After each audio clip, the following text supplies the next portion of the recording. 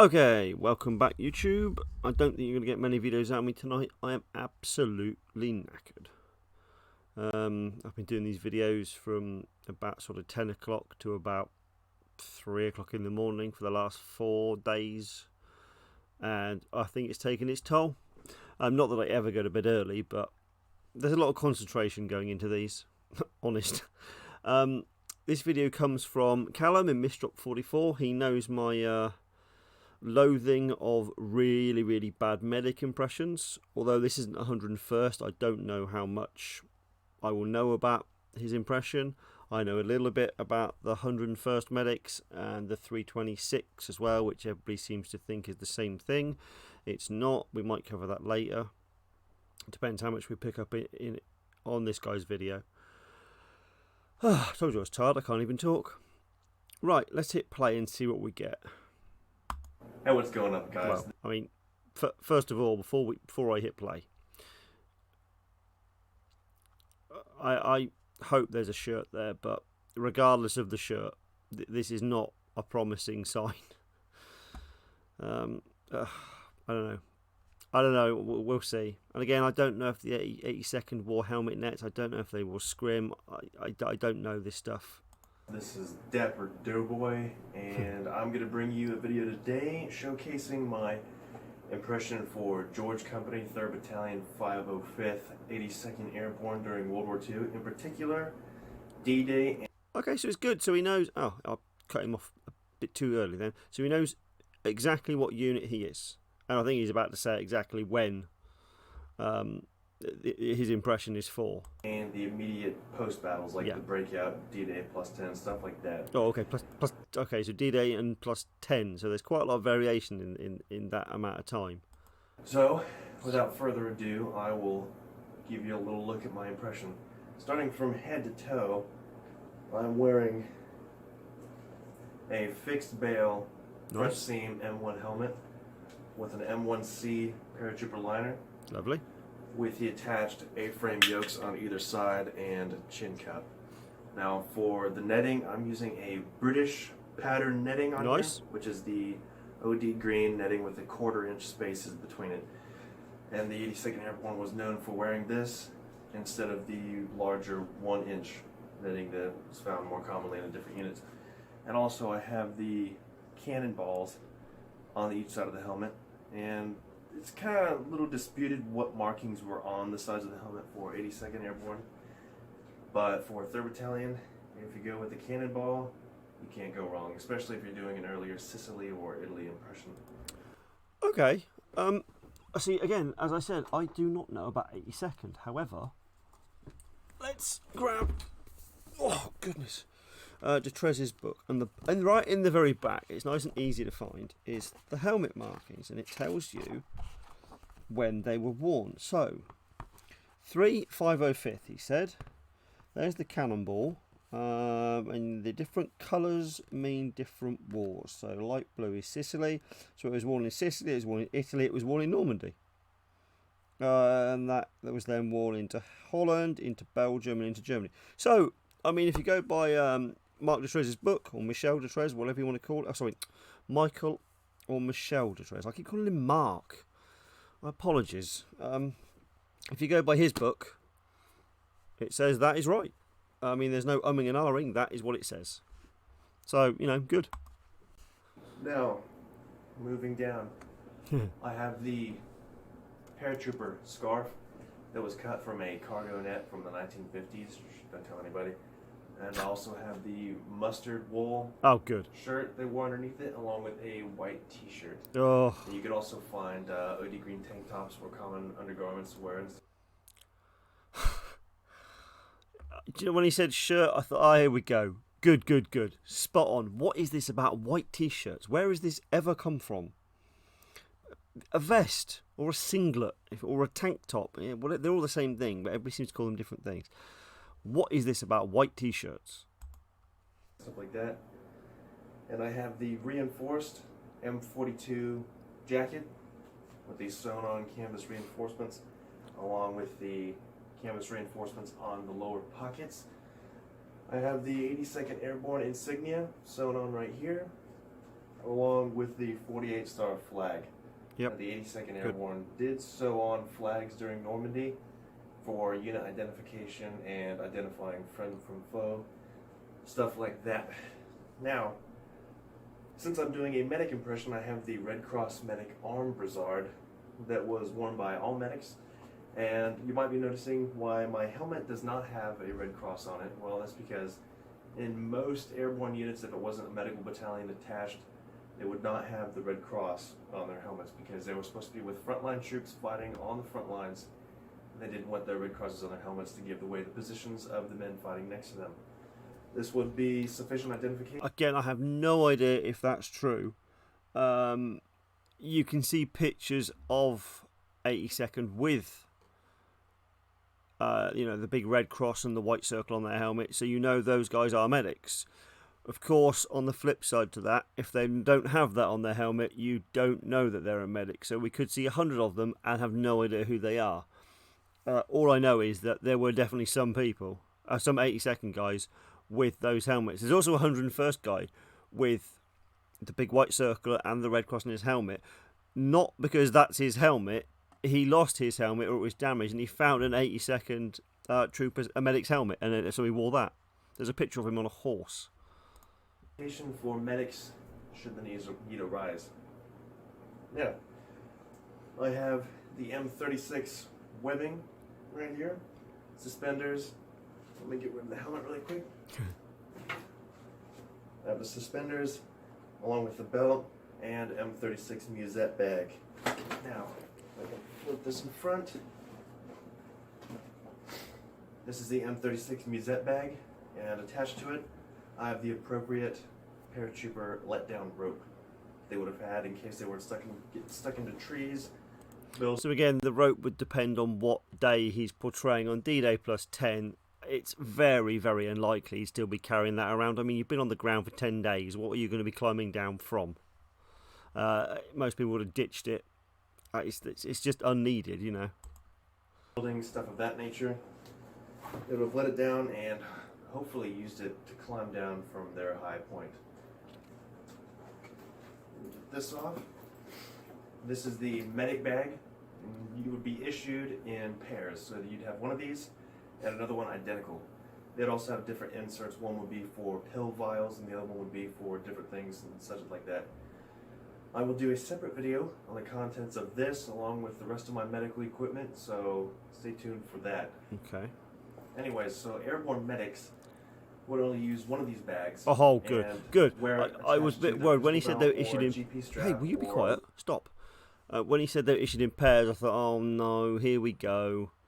And I thought he was going to say, oh yeah, and the litter I've got out the back, but I've only got one for, and then making up a reason. But he knows he only wears one. That's such a relief. Litter strap. Because the way it was issued, they'd have two of these plus wide medic yoke straps. The litter, yeah. And that was deemed too cumbersome for airborne troops. Good. So to get rid of that, just use one bag.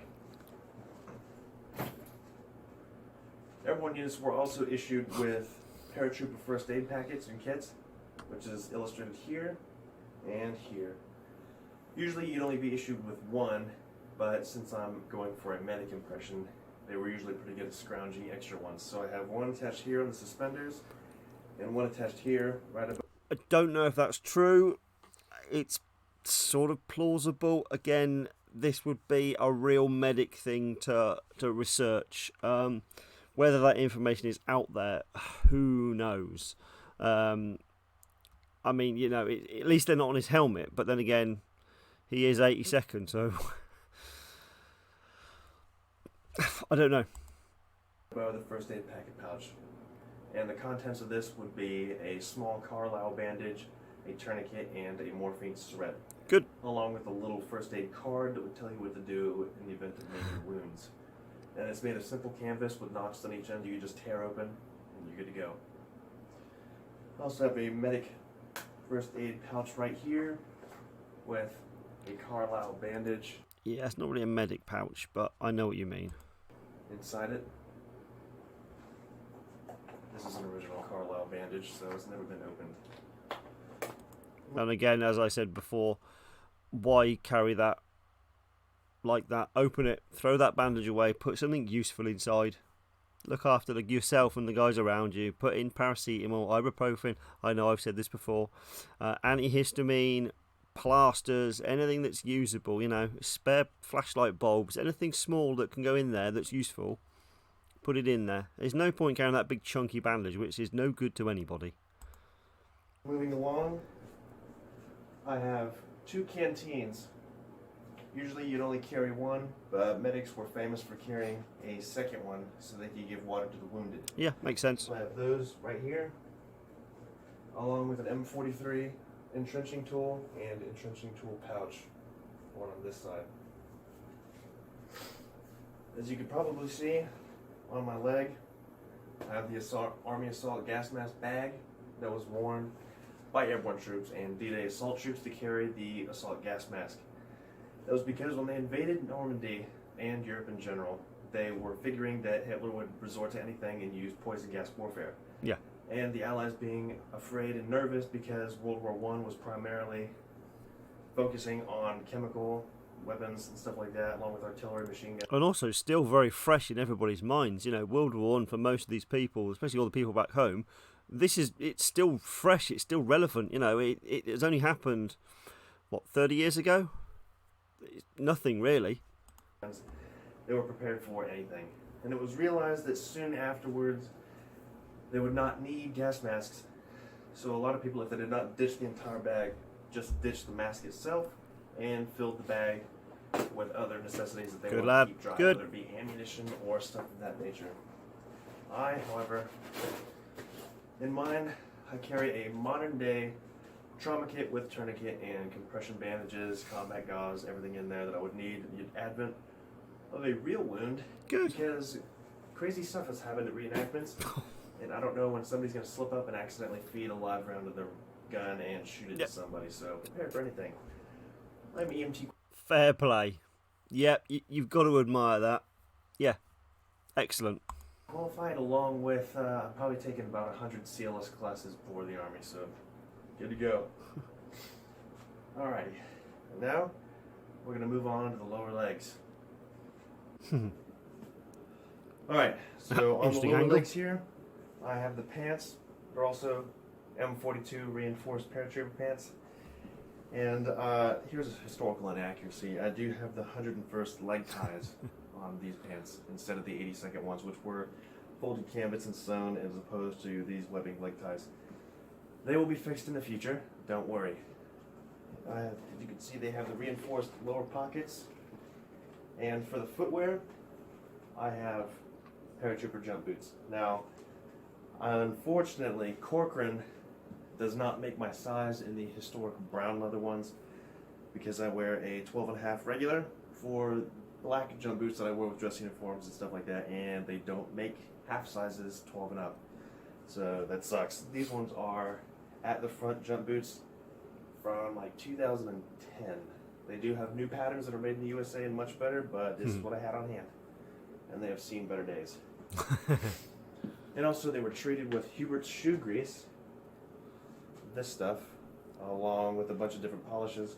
Oh. So they no longer retain their shine, unfortunately. Good. So that's the downside of dubbing your chrome leather boots. We can't see though. We don't want them to There we have shine. that. You've been in the field. You're doing between D-Day and D-Day plus 10. If you've got shiny boots at D-Day plus 10, what have you been doing the whole time? And pockets were usually filled with different stuff like spare bandages, stuff like that, and what have you, just randomness. And this uniform in particular has been treated with a replica CC2. I thought it had, anti-gas especially coating. the top, just above his pockets. It looks patchy, dark. Yeah. I did that myself using otter wax, paraffin wax, and also petroleum jelly for the hard to reach spots. So that's what gives this uniform its darker color. It also beads up in the corners right here, giving a little white waxy coating, which they would have used, and it would have looked like that. That's all about the historical accuracy. Yep. Good. Not the best way. Not well. Really What I consider the best way of doing CC2, but you've done something because most people don't bother. They don't even know about it. Lower pockets and the lower part of this impression. Now, medics would have had the M2 switchblade or M3 trench knife. Yes. I thought he was going to say a firearm, either a 45 or a carbine. Yes, they had the M2. The M2 wasn't designed as a weapon. It was designed for freeing yourself when you land in a tree and get tangled up in all your risers and everything. All the pictures of the 101st medics, and this is the 101st, not the 326, have the M3. The 326, nothing. I mean, there were barely any airborne members of the 326. Most were going to come by glider, and then when they ran out of gliders, even though the 101st glider units mostly came by sea, and the 326 also came by sea. I think there was, oh goodness, hold on, I did write it down because I knew I'd need to know this rubbish.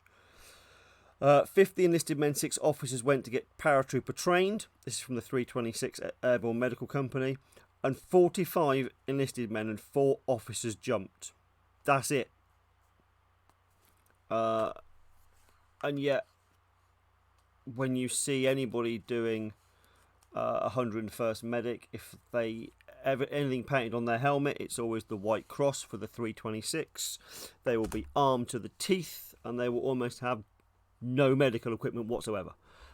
Where it's the polar opposite. You want a whole load of medical equipment and packs and pouches with red crosses on, and you want 0 weapons. Absolutely none at all.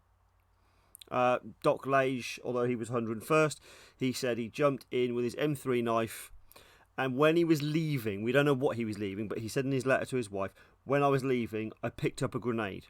Now, he also said he had no intention of using it unless the situation was dire. So he picked up a grenade because it was there. But yet, no weapons. This is 101st. I don't know what the 82nd did. They could have done anything for all I know. And there's accounts of medics that were getting ready to be captured, would ditch that, and they would ditch anything else that would resemble a weapon, just so they wouldn't be construed as a combatant as opposed to a non-combatant. So I don't have one of those right now, but in the future I might look into getting one of those. Yeah, I think it's a good idea. There you have it. I like his dancing. Okay, and to finish off the video is the garrison caps, which Good, look correct patch. really nice, especially if you wear them right. And me doing a medic impression, I went with... No. Now he's going to let himself down. I know what he's going to say. He's going to say, because he's a medic in the 82nd, he should have medical piping.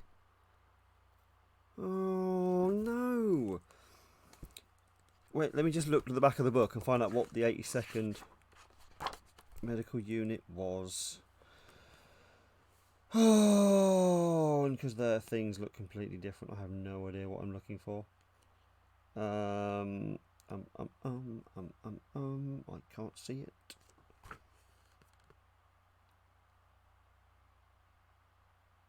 I honestly can't see an airborne medical unit. I assume there was one. The 101st had the 326 Airborne Medical Company, but I can't see one for the 82nd. Maybe they didn't, which is strange, but okay. He is an 82nd Infantry Division member. Now, there's a key word in the unit that he is in. Infantry. He wears blue.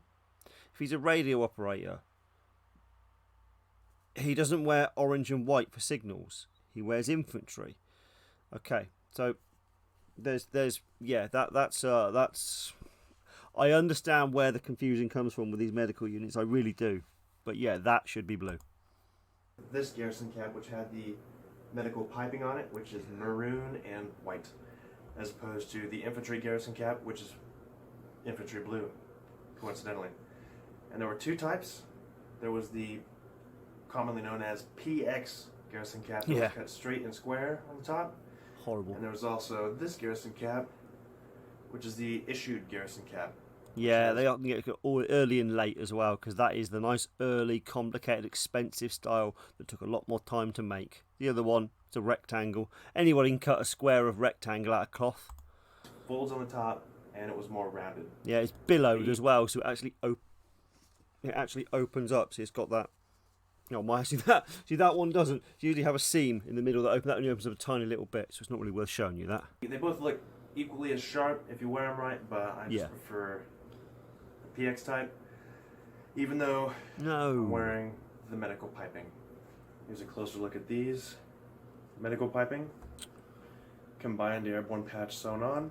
The airborne patch is spot on. 82nd would have gotten the combined airborne patch sometime during the Italy campaign. That's why you don't see them rocking just the regular blue patch with the airborne parachute on it. Yeah, you can clearly see the CC2 then as well. See the way it's so much darker up here? It almost looks wet. Yeah, good. Infantry blue. Which is what you should be wearing. Garrison cap. Oh, what a shame. There you are. And one more thing about George Company 505th. The 505th did not wear gas cuffs while they invaded Normandy. They used anti-gas paint or gas reactive paint from vehicles and stuff like that, and they would have painted their left cuff. Yeah. Now I don't have this one painted just because I'm having a hard time matching paint to resemble actual CC2, well not CC2, but gas detection paint. Yeah, I bet. So when I do that, I will get back to you and show you what it looks like. Okay. Alright, thank you guys for watching this video, and if you have any tips or constructive criticism, insert it down below in the comments and I will read them and respond. Do you know what? As Callum actually sent me the link to this video, he knows how much I detest medical impressions because they are always so poorly done. It's usually somebody who actually doesn't give a fuck about being a medic.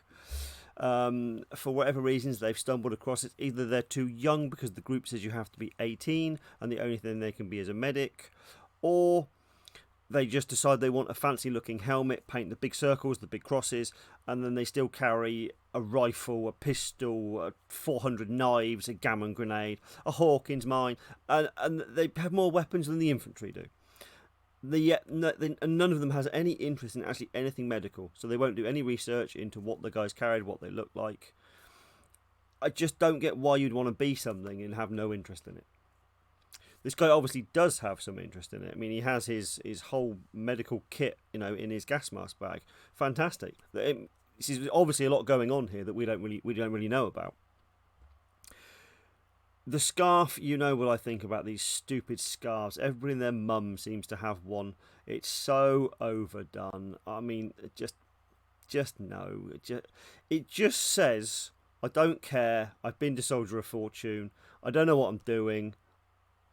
It says the wrong impression. As soon as you wear one of those, it just says, I'm an idiot. And clearly this guy is not an idiot. We've gathered that from the way he talks and all the stuff that he's done and he's researched. Please do yourself a favour. Get rid of that scarf. Because people will judge you instantly. They really will. I will. I judge everybody, because I'm an arse. But a lot of the people that are not arses will instantly see that and just sort of go, ugh.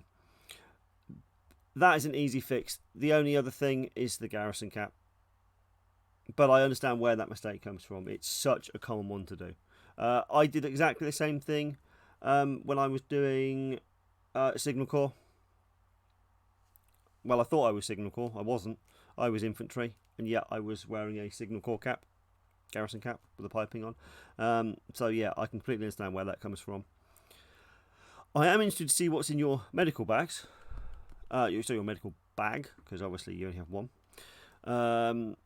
But no, I have hope for medical reenactors in the future. At least you are a medic and not something in between. But then again, I can't work out what the 82nd Airborne Unit was. We may have to have a quick Google in a second. So I couldn't see in the back of the book, and I'm confused as to why. It's easy to see the 101st one. 504, 504, 505. 508. And please. Glider. No. Surely they must have had one. Or they had no markings. Which is another reason why it wouldn't feature. Okay. Where are we? 25 minutes. Do we go over any? Yeah, let's go over a few other points from the 101st. I know this guy's 82nd, but most of my videos are around 101st stuff. So we'll go over a quick bit of the 101st medical side. You know, you have the 326, which is an airborne medical company, which is attached to the 101st for this. It's not normally attached to it. It was an untested unit along with the 3rd Auxiliary Surgical Group, was attached to the 326 to make a giant unit, although they didn't. I think they arrived DD plus 12, plus 10 for most of it. There was a few surgeons and things there early. Actually, I think the surgeons and things jumped on the 6. Again, I'd have to check that because it's not my area of expertise, certainly not. 45 enlisted men, 4 officers jumped. They were split into 4 teams. One team with the 501st, one with the 502nd, one with the 506, and the other with divisional headquarters. There were no casualties on the jump. They jumped with everything you would need to do major surgery operations. They had a complete dispensary. They had absolutely everything. Captain McKee said, no, not McKee, said that he jumped with £200 worth of medical equipment. I mean, that's crazy. And this comes from him. This isn't just something somebody's made up and, and stuck in a YouTube video. That's what he said he jumped with. The rest of the 326 medical company was supposed to come by glider, and then the remaining by sea. There was big glider problems. Whether I don't understand what the whole issue with the gliders is, but even a lot of the 101st glider troops came by sea as well, and so the rest of the 326 also come by sea, and they arrived D-Day +1, I think, quite late into the evening. The 326 mission, and this is something you talk to the reenactors, and that they will wear pistols and rifles and Thompsons and everything under the sun. They will be armed to the teeth. When really that the 326 had no weapons. If they came by parachute, they had their M2 knife. That's it. That is it. You have your M2 knife. That is it. Everything else you're carrying is medical equipment. There is no guns. There are no firearms. There's no grenades. Absolutely nothing. And the reason is, when you land, you're staying there. You're not going anywhere. You let everybody else do the fighting for you. The mission set to the 326, the guys that parachuted in, was to remain at the drop zone and take care of all the drop zone casualties.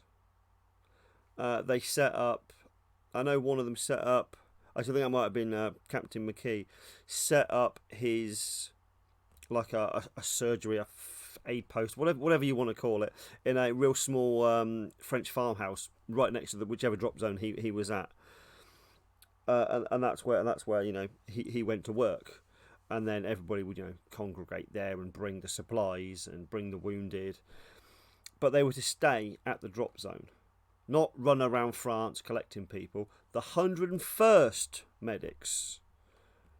So if we consider the 326 Airborne Medical Company, the paratroopers, they are effectively building a hospital.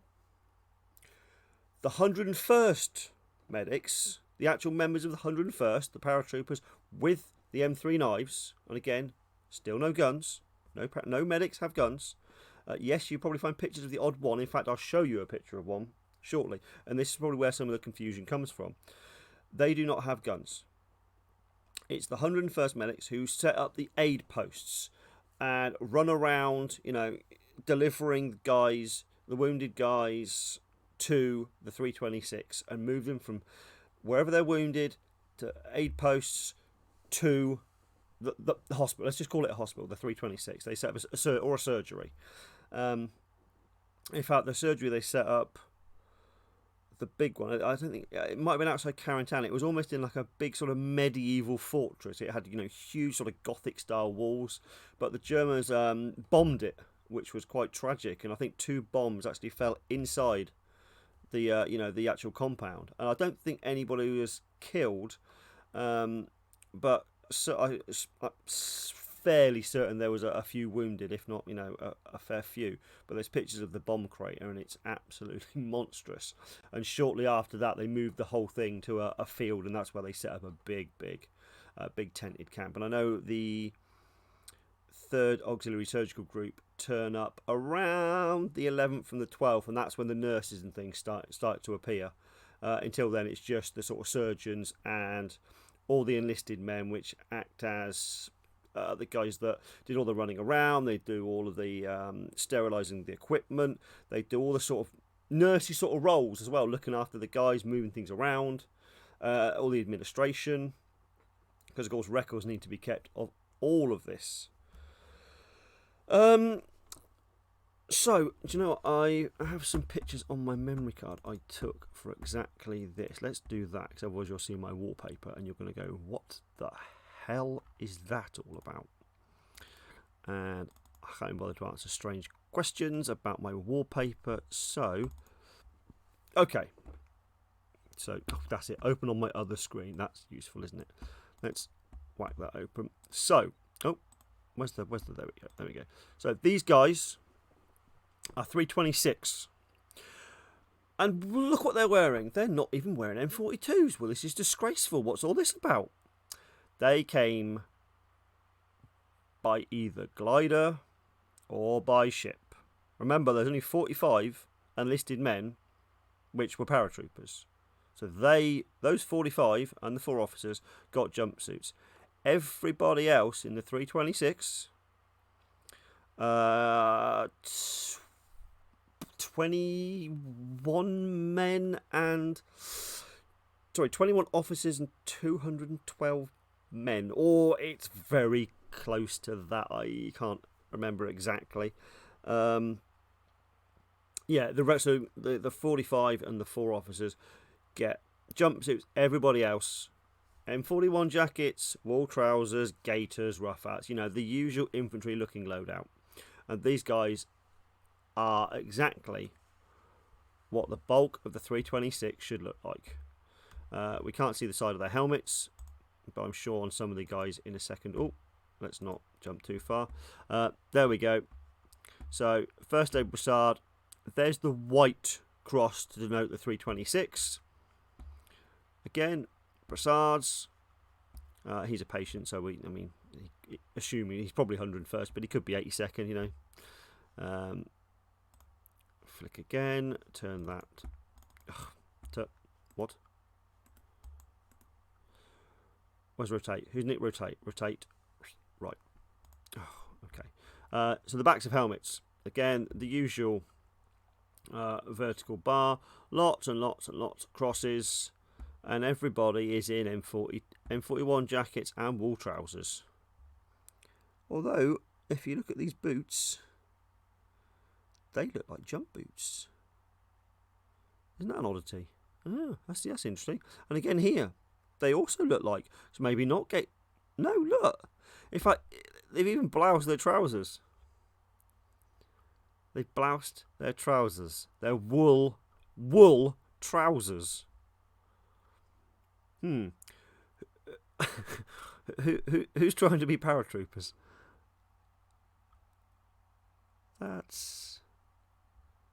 Although that looks like a 42 jacket, possibly. But that's definitely a 41. Okay, bit of a odd mixture. Come on, next. Oh, don't go twice. Stupid thing. Oh, nice blurry picture, look. Oh, is that the same picture? There's a hand. There's not a hand. No. So again, white cross, helmet net, 101st patch, because they have been assigned to the 101st. That's their new home. Brassard, M41 jacket, and over HPTs. Yeah, makes sense. Work uniform.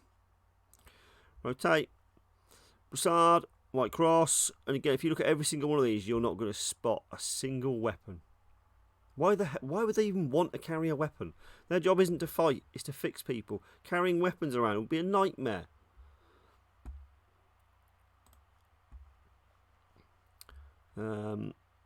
E-tools, yes, you know, you still need to act like a soldier.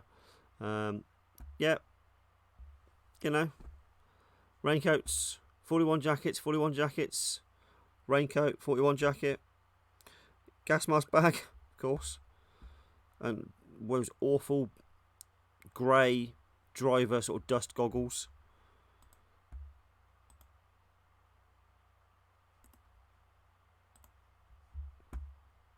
Did I skip 2? No, we didn't. Okay. Oh, you shitbag. Okay. So this guy is 326, but he is airborne, and he has come in as, you know, a paratrooper. He has jumped. Jump gloves, hooray! Boots, gas mask bag.